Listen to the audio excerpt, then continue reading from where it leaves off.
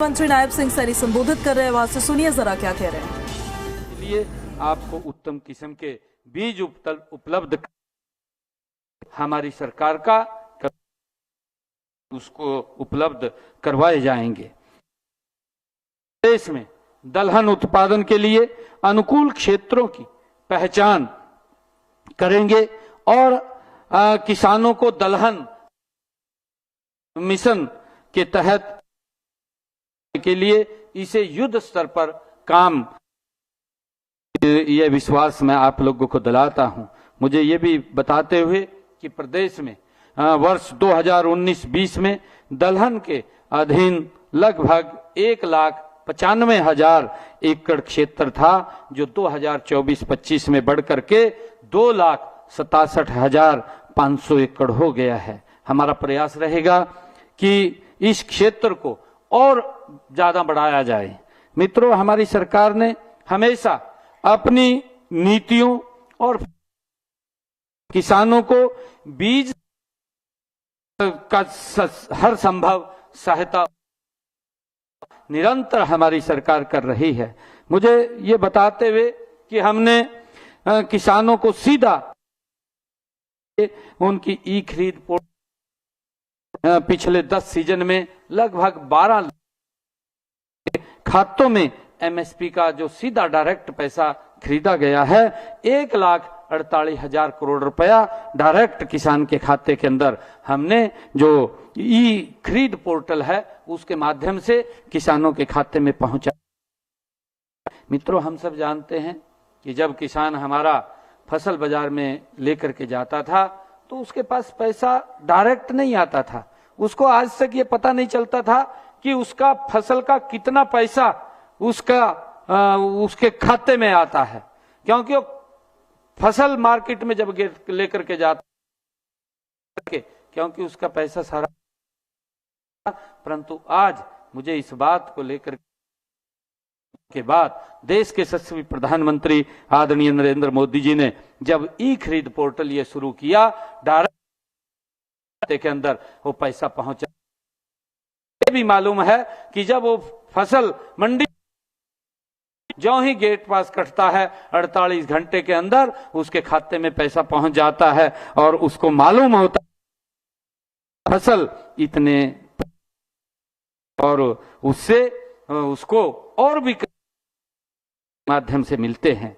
मित्रों, हमने किसान हित में अभी पिछले दिनों हम सब जानते हैं ने ये बिल पास किया, कीटनाशकों पर रोक लगाने के लिए के अंदर एक कानून भी बनाया है और हमने आ रहे अभियान को भी हमने समाप्त किया है और जो किसानों का रुपया समाप्त किया है और आगे भी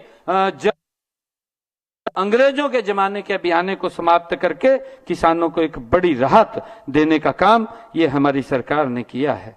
मित्रों, हमने सभी खरीफ फसलों के लिए जो किसानों को पिछले थे कि वर्ष 2,000 रुपए प्रति एकड़ भी किसानों के खाते काम किया। 1,345 करोड़ रुपया हमने डायरेक्ट किसानों को बोनस के रूप में उनके खाते में देने का काम किया है। और इसी कि हमने निधि योजना के तहत हरियाणा के किसानों के खाते में 6,563 करोड़ रुपए की राशि वो हरियाणा के किसान के मंत्री किसान सम्मान निधि की हमारी सरकार ने किया है। और मित्रों, मैं आप कि हमने पिछले लगभग 10 वर्षों के अंदर मेरे किसान की प्राकृतिक आपदा के कारण जो फसल का खराबा हुआ है, भरपाई के लिए उसके हरियाणा के अंदर अपने किसानों को 10-10.5 वर्षों के कार्यकाल के अंदर 15,145 करोड़ रुपया उनके खाते में पहुंचाने का काम भी मित्रों हमने अभी कहा था और लगातार हम अपने संकल्प पत्र हुए उसको आगे बढ़ा रहे हैं। हमारे जो पट्टेदार किसान थे उन पट्टेदार किसानों को मालिकाना हक में एक बड़ी इस लिटिगेशन से बच सके। हमने श्यामला लोगों ने अपने मकान बने हुए थे और 20 साल से ज्यादा उनके मकान हो गए थे, उनको भी हमने मालिकाना हक देने का काम हमारी सरकार ने किया है। मित्रों, आदरणीय प्रधानमंत्री जी आज इन 2 बड़ी योजनाओं को आज देश को समर्पित कर रहे हैं।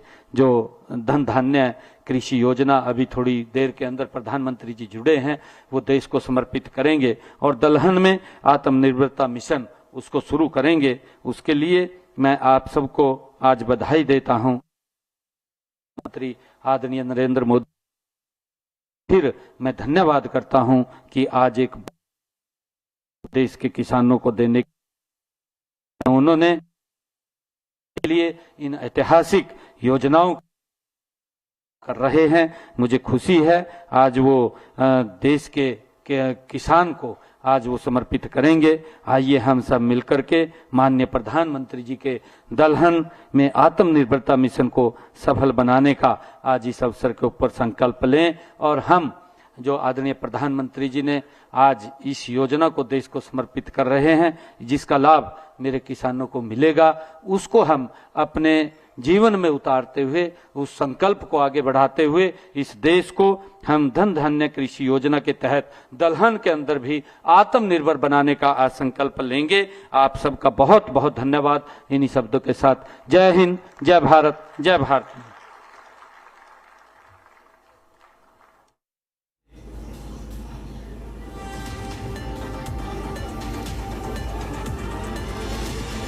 तो देखिए, प्रधानमंत्री धन धान्य योजना की शुरुआत अब आज से हो रही है और मुख्यमंत्री नायब सिंह सैनी दरअसल उसी को लेकर संबोधित कर रहे थे। पंचकुला में इंद्रधनुष सेमिनार से ये तस्वीरें हम आपको दिखा रहे थे।